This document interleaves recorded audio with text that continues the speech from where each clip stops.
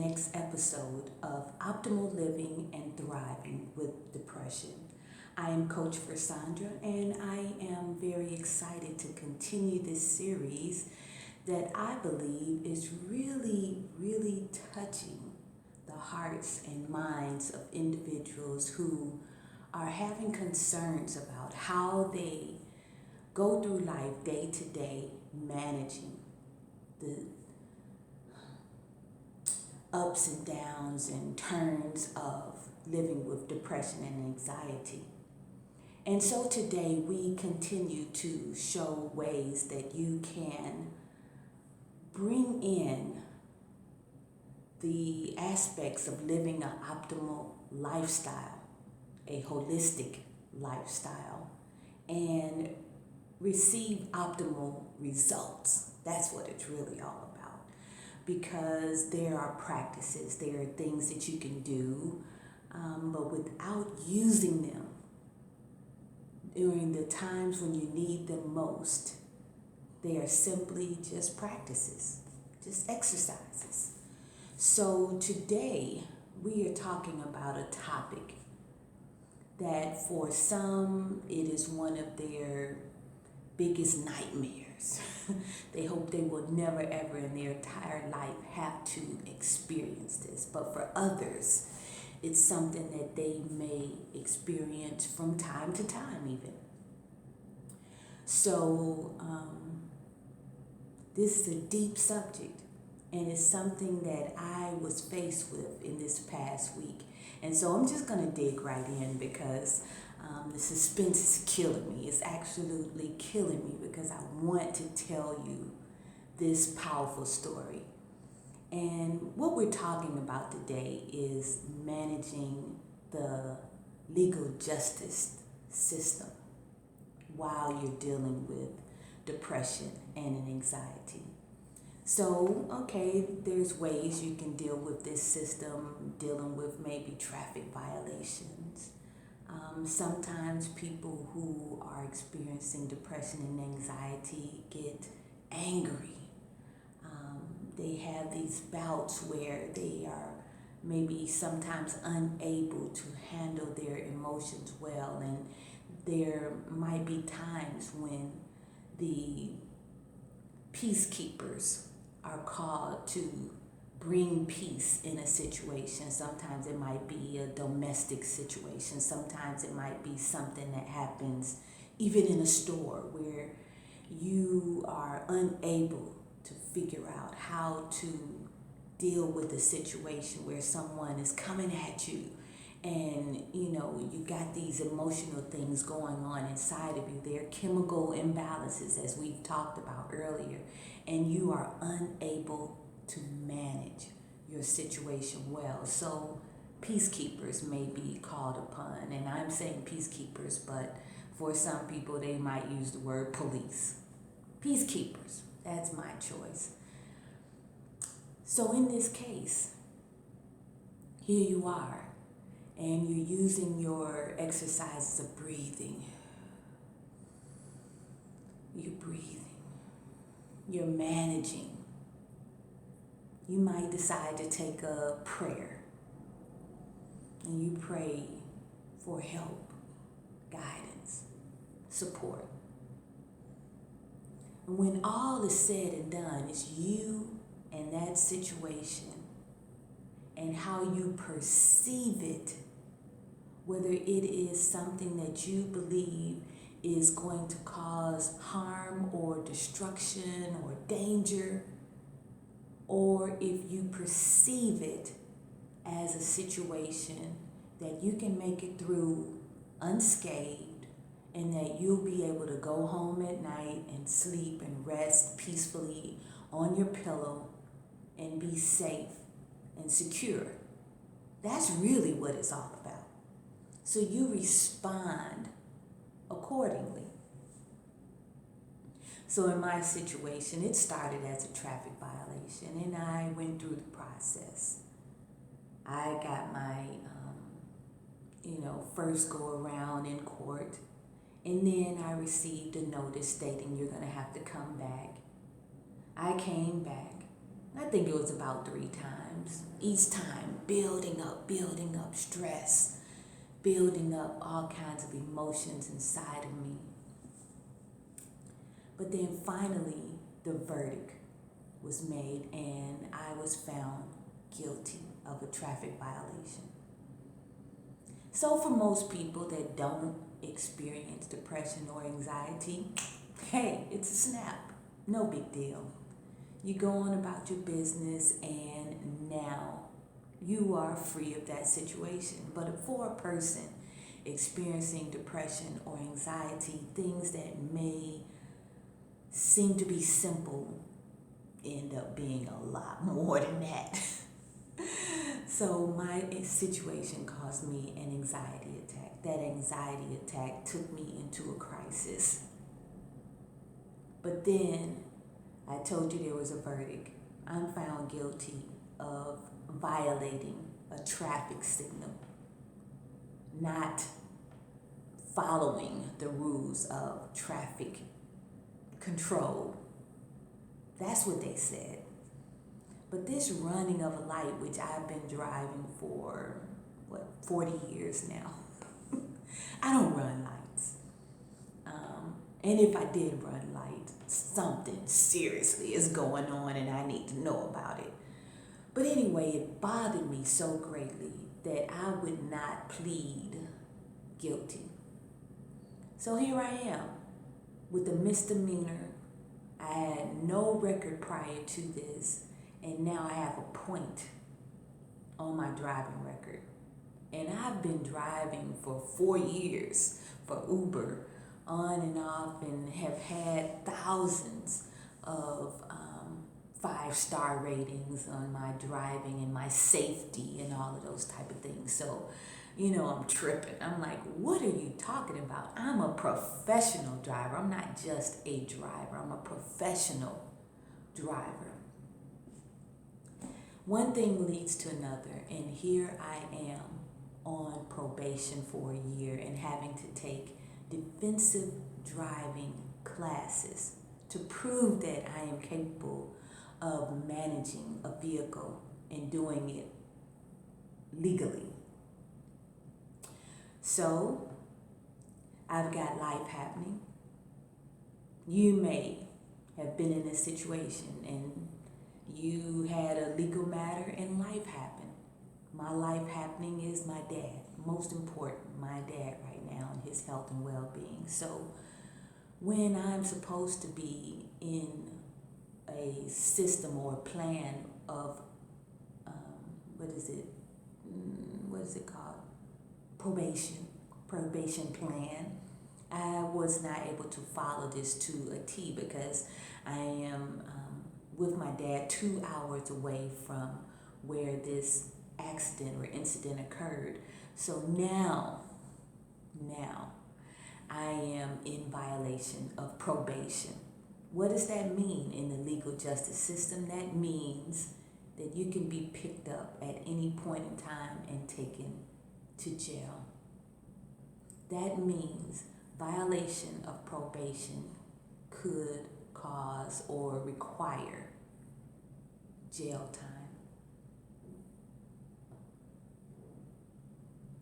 I'm stopping here because I want you to really get with this. I'm talking about the fact that when you do not follow your probation time, a warrant for your arrest is issued, and that warrant can cause you to be handcuffs, chains, a cell with bars, officers with guns leading you around, putting you in a room, isolating you, putting you in a space where common criminals are held to deal with the fact that they violated the law. So how do you handle a situation like that? How do you handle managing all of the emotions? There's the shame that comes about. There is the feeling that someone is abusing you in some degree, because you see yourself as a law-abiding citizen, but the court system, the legal justice system says the opposite.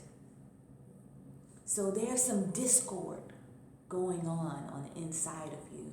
And so you are not able to manage things as you would normally do so. So there are the sweats, there's the tears that fall from your eyes, there are the fears, the regret, the confusion, so many things that you face during a time as this. And so then you do have to go inside. And I commonly ask the question, what is this? I ask, what is this? Because that simple question helps me to get to the bottom of the situation. Because you cannot believe your perception all the time. You have to be able to logically document, and I generally grab a sheet of paper if I can't really focus at that moment and write down what this truly is. Is this a test? Is this a simple situation that needs a simple answer? Is this a true trial? Is this an opportunity for remembrance of who you truly are, and to know yourself completely when someone says something totally different from what you believe? What is this? And then I often follow that up with the question, who am I? Now I'm 55 years old, so I know who I am. But if you have not taken the time and energy to discover yourself, it is important to know who you are when you're dealing with depression and anxiety, because that doesn't change no matter what the situation is. So knowing who I was, I am the quintessence of the divine. I empower in order to purify. I am love. These are the things I had to remember. So you are locked up, chained up, thrown away, placed behind bars. Whatever way you want to see yourself, those are situations, or I don't know what you want to call it, illusions. That's what they are, illusions that are totally opposite to the truth. So the key is knowing who you are in that situation and standing firmly on what you believe. I believed and still believe I am not a criminal. So I deny that. I am the divine essence of God.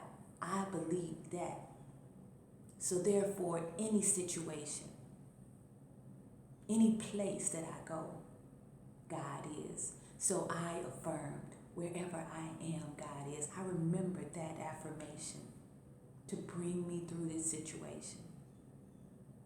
So let me just give you an idea of what I was actually facing. I'm talking about going the route of the probation plan would have costed me about $900+, which was not in my budget at the time. Main reason why I did not follow the terms of probation. And my father needed me, so that was priority to me. Next was, what is it I have to give in exchange of my freedom and not spending this amount of money? I looked at it. 48 hours was my exchange. 48 hours behind bars in exchange for $900+, 12 months of probation, back and forth on a groom from Columbus to Atlanta to see a probation officer and all of these classes. Sometimes you make decisions. Sometimes the decisions don't feel so good at the time. But when you use your spiritual insight, that's one of the things I want you to take from this. You must use your spiritual insight. And my spiritual insight told me that to fight against this process was to be fighting my fears. What? To fight against this process would be fighting my fears. The fears of being behind bars, the fears of having this interaction with the police. Even after I told you in the first episode here that one of the things that I dealt with was watching my mom being taken away in a police car. That even came to light. That was one of my greatest fears. And there I was in that same police car, behind bars, and thinking, who's there to protect me? Another thing you want to keep in mind, let someone know what's going on with you. You don't have to let the world know, because the world can come in and put their 2 cents in, 2 cents. Before you know it, you got a big old mess, and you're really trying to figure it out. Spiritual insight, let someone know. People who you care about and trust. I personally went and got a massage. Symphony of Sales. My friend Sabrina, she came to my aid. She's like, I explained what was going on. She said, yes, all you had to do was ask. Let's make this happen. She got me on the table. She, oh my God, worked with my systems to get them settled and ready for this ordeal. So you've prepared yourself spiritually, emotionally. Prepare yourself financially, making sure that you have what's necessary to take care of things while you may be away for a period of time. Get your ducks in a row. Be prepared for what may come. So doing this set me up for success when dealing with the legal justice system this time. I highly recommend having legal counsel. And if you are unable to hire an attorney, make sure that you at least reach out to individuals who you know who are attorneys or have friends or family that's attorney. Just get some simple legal advice. Know what your rights are and what boundaries there are. Don't set yourself up. Get insight or expertise beyond what you know. And then be willing to stand for what you believe. What you believe to be true. I was standing on the fact that I knew for a fact that running a light did not deserve 12 months of probation. There was an accident. I did not hit the other driver hit me. The legal justice system did not work on my behalf the first go around because I would not have been guilty of a crime if it worked in my favor. But I believed in my decision to just keep in contact with the probation officer along the way, letting him know what was going on, keeping him in the loop, giving him emails, phone calls, documenting all of those things. I did that. I also believe that when I spoke with the probation officer and the officer told me what the circumstances were and the fact that there was a warrant, that I turned myself in. I did not wait for a court hearing to show up and somebody take me away. I got transportation there. I showed up. I turned myself in. All of those things were of benefit to me in this situation because it was documented and because the judge took into consideration all things. He took into consideration the state of health of my dad.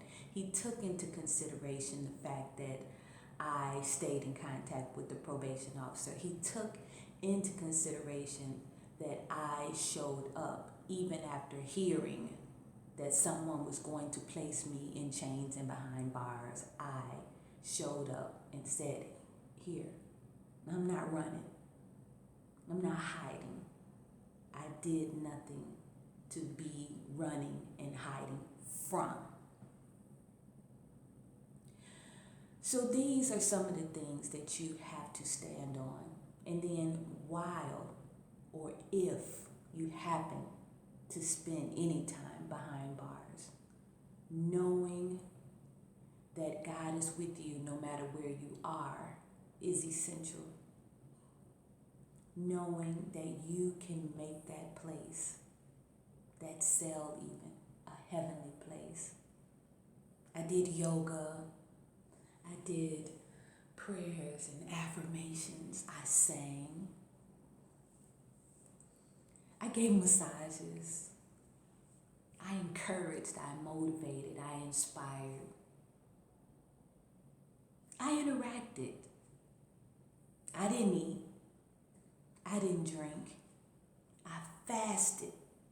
All of those things that could come into my body and cause me certain feelings or emotions, because when you take in to your body the things that are a part of the illusion, it becomes a part of you. In my mind, that was not happening. So I denied food or drink for 48 hours while I fasted and prayed and kept my mind focused on the intention of doing what was needed to rectify my situation and walking away. And I did that with the prayers of my friends and loved ones that are closest to me that I reached out to, with my affirmations and denials, and with the truth, as my guide. I stood before the judge and my legal defense, and the judge said, get her out of here as quickly as possible. Get her out of here as quickly as possible. Most of all, those $900+ that I would have had to incur as fees turned into zero.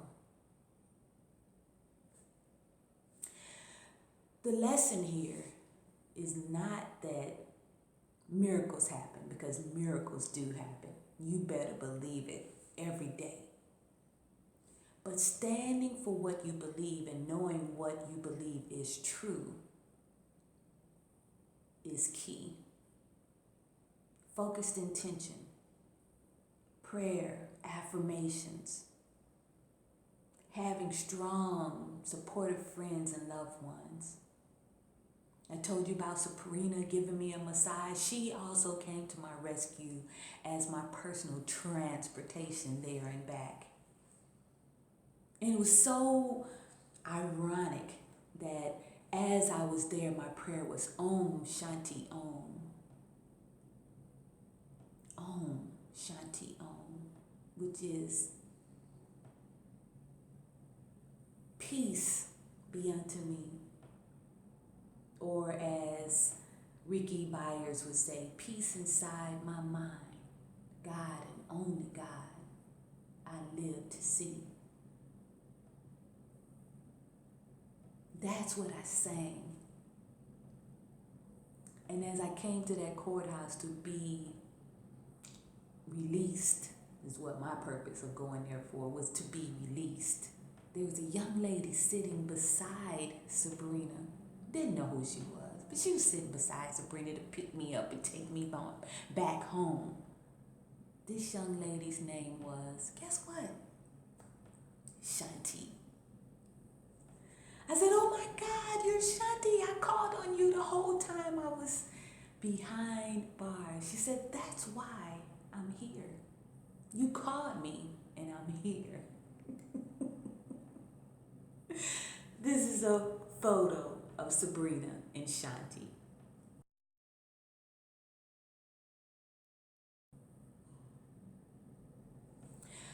So there's a lot that I've shared with you, and I hope that you will leave this video and go to my website, VersandraKennebrew.com, VersandraKennebrew.com, and read the blog about this same exact topic. And it has some spiritual insights, because I didn't just go there and come back empty-handed. 48 hours behind bars was a powerful, powerful breakthrough period. And I have some spiritual insights I want to share with you, and they're going to be on my website in that blog. But this is about grit. It's a word that's being used, thrown around here and there. Grit. That's the courage, tenacity, power, the ability to stand firmly on something you believe and fight no matter what. Grit. I had grit, and I used every bit of it. I can tell you one thing that is a falsity, if you will. They said you should take your medication, the doctor said that I didn't have to have my medication with me because it was required for them to have it available to me, and that is a no. There was none there for me. So I had to stand on everything I knew to be true inside of me and not rely on medication even. Who are you when the going gets tough? Who are you? What do you stand for? So this message today is the legal justice system is there to provide peace and to provide safety for all people. But it is not an easy system, and it does not always work for our best good. I learned a lot in those 48 hours, and that system is not for me to be spending much time with. And I hope it's not for you. But what I can tell you is that God is for you no matter what your situation. You just have to know who you are. Stand on that. And go expecting a breakthrough. I expected a breakthrough in those 48 hours, and I got one. Boy, did I get a breakthrough. You're going to see the results of it. But I wouldn't have got it, I don't think, any other kind of way. Unless, of course, there was a major accident, I was placed in a hospital, and I was somewhere bandaged up. I think I'd rather have it the way I got it. The legal justice system can stand for something that is scary, like a nightmare, or it could stand for something that came to mind when I was there, one of the biblical stories, Shadrach, Meshach, and Abednego. It could stand for, I believe, and no matter what you do to me, I still believe.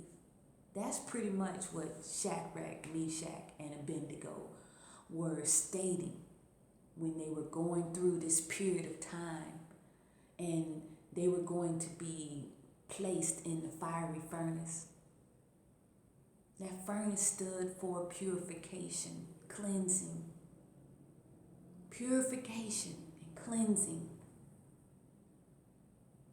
My fiery furnace was all about purification and cleansing.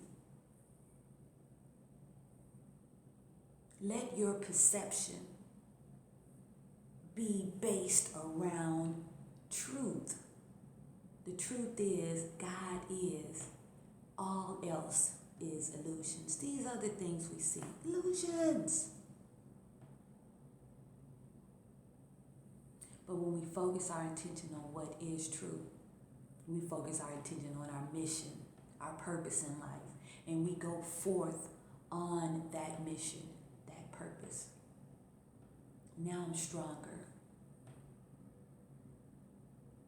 Now I have more grit. And I'm ready to tell you that you can live optimally with depression and anxiety, no matter what the situation. No matter what the situation. Peace and blessings to you. Namaste.